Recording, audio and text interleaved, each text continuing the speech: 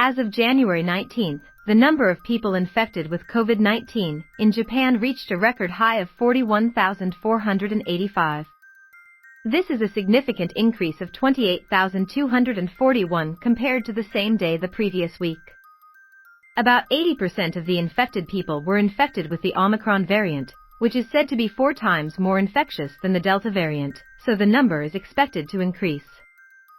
Since its inauguration in November last year, the Kishida administration has shown its willingness to take measures against COVID-19 ahead of schedule, and has demonstrated its ability to implement waterfront measures. However, the spread of the Omicron variant has been much faster than the administration and experts had expected, and some have already accused the government of being behind the curve. In fact, the rapid spread of the disease in Okinawa, Hiroshima, and Yamaguchi prefectures was due to unforeseen circumstances, such as the fact that U.S. military bases were the source of the infection. It is also true, however, that the measures taken to prevent the spread of the disease have taken a back seat, with the issuance of priority measures to prevent the spread of the disease again this Friday, mainly in major cities across the country, and the implementation of measures to restrict the activities of individuals.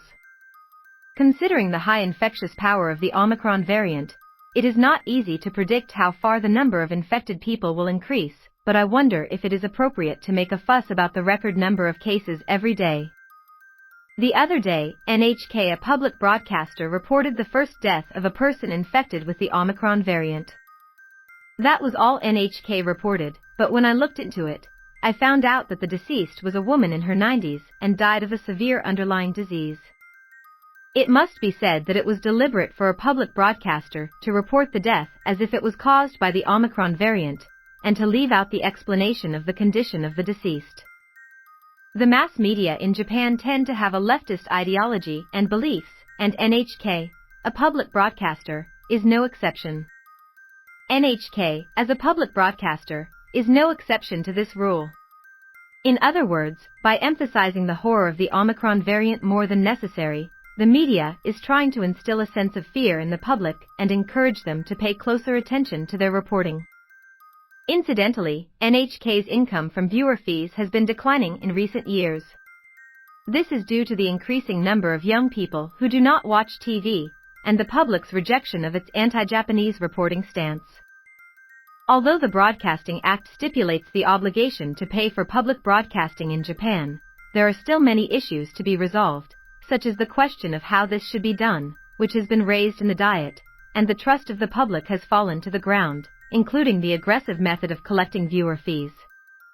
As for the situation of COVID-19 in Japan, it seems that the explosive increase in the number of infected people will continue. As the number of infected people increases, the number of seriously injured people will also increase at a certain rate, leading to a tightening of the medical system. I understand the logic behind the need to regulate behavior in order to keep the medical system functioning in a healthy manner. However, as of January 19, the number of seriously illness people is 281, which is only 0.67% of the newly infected people. Since this figure includes people who have been seriously infected by the Delta variant, the risk of serious illness from the Omicron variant is probably even lower. The number of newly infected people in Okinawa Prefecture, where the number of infected people had once exploded, has been decreasing. Some have suggested that it has already peaked out.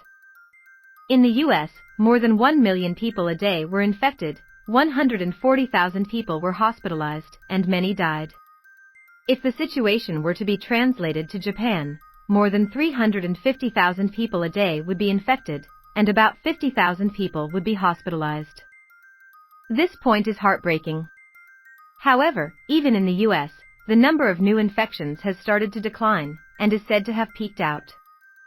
Oral medication is also said to be quite effective, so I think it is important to ignore the trivial and inflammatory news reports, face the reality, and take personal measures against infection.